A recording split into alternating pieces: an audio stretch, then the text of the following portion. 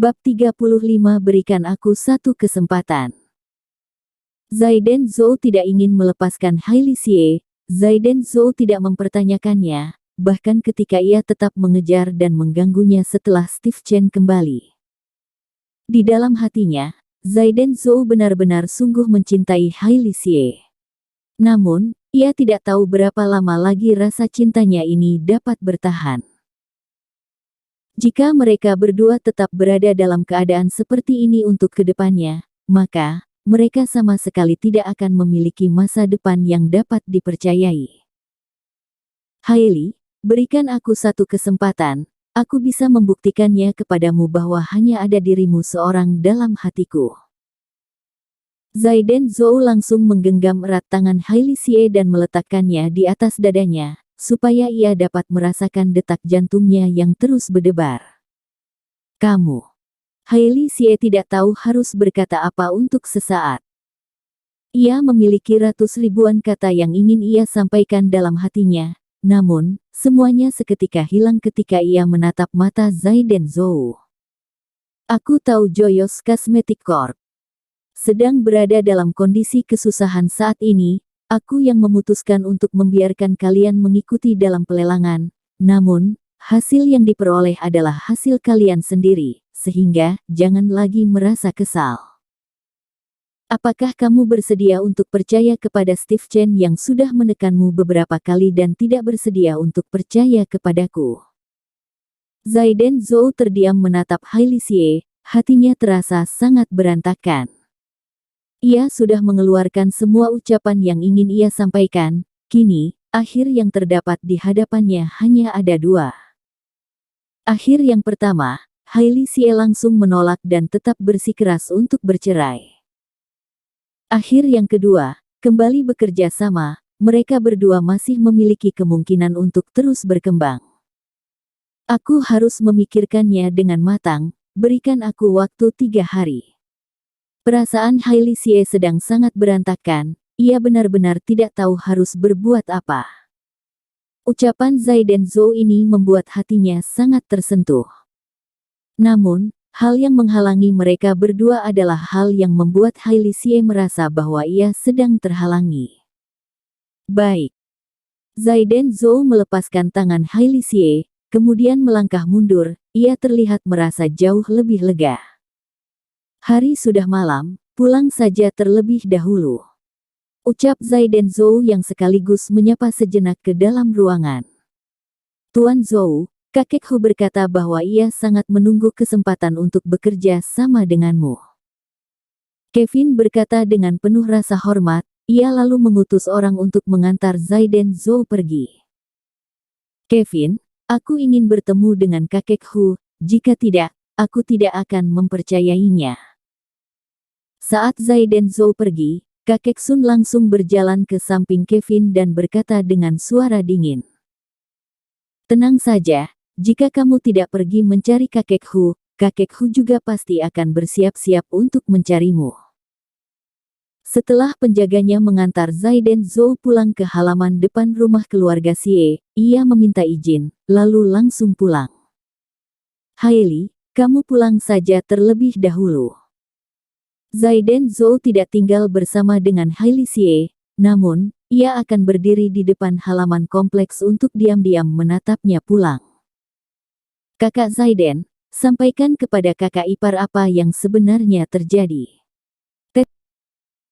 Ted Chuan mengelus dadanya, yang membuatnya terlihat sangat membingungkan. Seingatnya, Zaiden Zhou dan Hailey Xie adalah pasangan yang sudah ditakdirkan untuk bersama. Namun, keadaan hari ini terlihat berbeda. Tidak apa-apa, hanyalah sedikit kesalahpahaman. Oh iya, apakah kamu terluka berat? Apakah kamu ingin pergi ke rumah sakit untuk mengeceknya? Setelah ia menjawabnya, Zaiden Zhou kini menyadari bahwa wajah Ted Chuan memucat.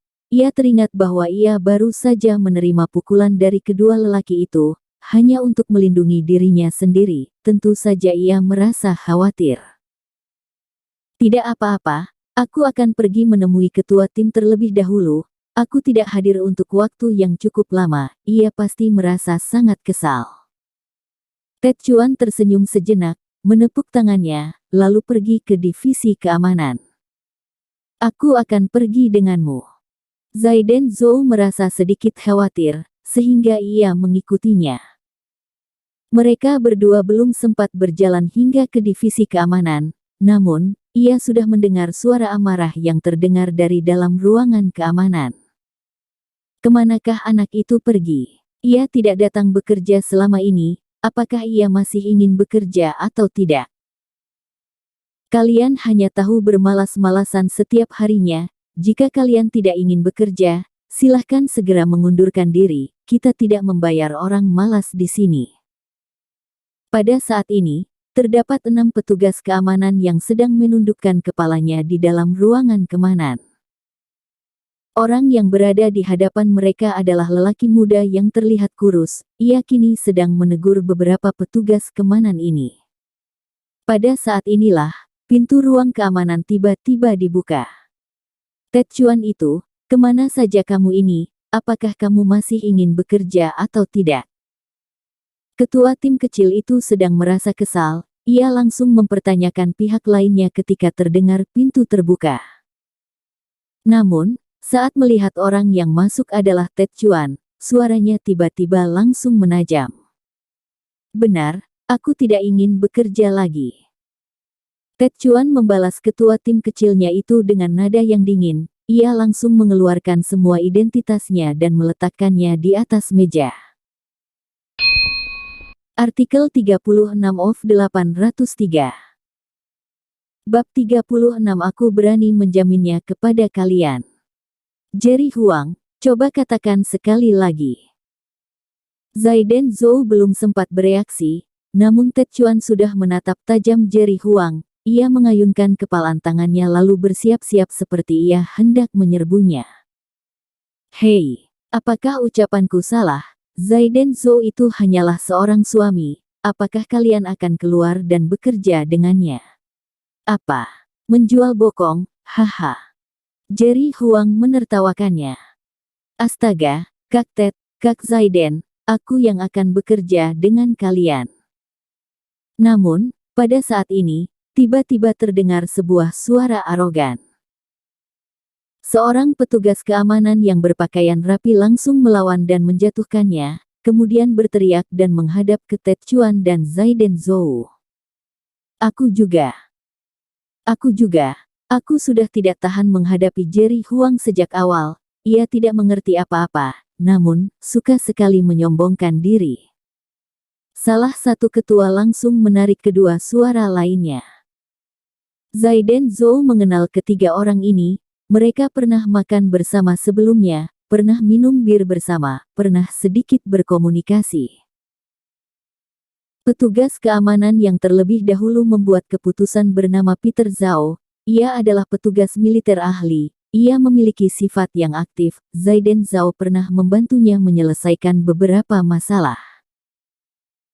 Kedua yang lainnya adalah lelaki yang tidak pandai berbicara dan bertubuh tinggi besar. Salah satunya bernama John Chen, yang lainnya bernama David Chen. Mereka adalah kakak beradik.